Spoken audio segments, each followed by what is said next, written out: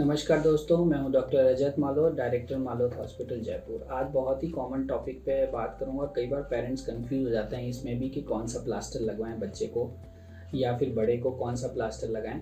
तो ऐसे में मैं आपको बेसिक प्लास्टर के टाइप्स बताऊंगा और दो बेसिकली इसमें डिफरेंस आपको जानना ज़रूरी है। एक होता है स्लैब, एक होता है कास्ट।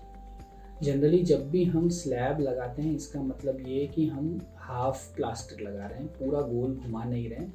या तो वो आगे की सरफेस पीछे की सरफेस के लिए है या वो आगे की सरफेस के लिए है, वो पूरा नहीं है। जो स्लैब है वो हम तब लगाते हैं जब या तो चोट बहुत मामूली और कुछ दिनों के लिए ही रखना हो, या हड्डी जो है वो टूटी है बट अपनी जगह से नहीं हिली है और बहुत जल्दी हम उम्मीद कर रहे हैं कि ये सही हो जाएगा, या फिर सूजन बहुत ज़्यादा है। जब भी फ्रैक्चर तुरंत होता है तब हम पूरी तरीके से कास्ट नहीं लगाते हैं, क्योंकि उसमें स्वेलिंग जो है उसको एक्सपेंशन की जगह नहीं मिलती है, तो हम उसमें स्लैब लगाते हैं। तो ये इंडिकेशन है स्लैब के। कास्ट कब लगाया जाता है? जब स्वेलिंग नहीं हो और हमें हड्डी को सेट करके रोकना हो अपनी जगह पे, तब हम कास्ट लगाते हैं। कास्ट में हम बैंडेज को पूरी तरफ घुमाते हैं, जो भी हाथ या पैर है उसमें। और जो कास्ट है वो तब हम लगाते हैं जब हमें लंबा रखना हो प्लास्टर को, 1 से 1.5 महीना, 2 महीने तक। तो ऐसे में जो कास्ट है उसकी स्ट्रेंथ अच्छी होती है, वो टूटता नहीं है, इसलिए हम कास्ट लगाते हैं। तो ये तो डिफरेंस हो गया कि स्लैब और कास्ट का, कि अब कब स्लैब लगाना चाहिए, कब कास्ट लगाना चाहिए। दूसरा पॉइंट है जो इम्पोर्टेंट है कि हमें कौन सा मटेरियल यूज़ करना चाहिए। दोस्तों, सालों से जो है प्लास्टर जो है वो प्लास्टर ऑफ पेरिस यानी चूने का लगाया जाता था।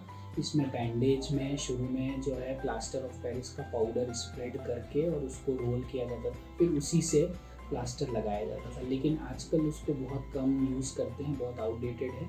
जो सेकेंड है, आजकल रेडीमेड पीओपी बैंडेजेस आती हैं, जिसको हम प्लास्टर ऑफ पेरिस बैंडेज बोलते हैं। ये जो आती है हर साइज़ में आती है, 4 इंच 6 इंच। तो इसमें जो है हम इसको खोल के और आप इसको तुरंत गीला करके यूज़ कर सकते हैं। इसमें कोई पाउडर स्प्रेड करने की ज़रूरत नहीं होती, इसमें इनबिल्ट बना हुआ आता है। ये कॉमनली लगाया जाता है मोस्ट ऑफ द टाइम। तीसरा आजकल आ गया है सिंथेटिक कास्ट। इसमें जो है नायलॉन फाइबर्स पे स्पेशल ग्लू आता है, वो लगा हुआ आता है। उसको जो है वो बहुत ही 1 या 2 लेयर ही उसकी काफ़ी मजबूत हो जाती है। तो वो है डिफरेंट कलर्स में भी आता है, उसी को हम कलर प्लास्टर में कॉमन लैंग्वेज में भी बोलते हैं। इन दोनों में से आपको जो लगाना है वो आप लगा सकते हैं। अगर आपको लाइट वेट रखना है प्लास्टर को और बहुत ज़्यादा स्ट्रेंथ अगर आपको चाहिए तो आपको सिंथेटिक कास्ट लगा सकते हैं। वो बेसिकली कम लेयर में ही बहुत ज़्यादा मजबूती दे देता है, पर उनका रिजल्ट वाइज दोनों में कोई डिफरेंस नहीं है, चाहे वो प्लास्टर ऑफ पेरिस की बैंडेज हो या फिर सिंथेटिक कास्ट। यदि आपने प्लास्टर को अच्छे से लगाया है तो रिजल्ट दोनों में बराबर है। थोड़ा बहुत कॉस्मेटिक दिखने के हिसाब से या लाइट वेट के हिसाब से आप सिंथेटिक कास्ट को चूज़ कर सकते हैं।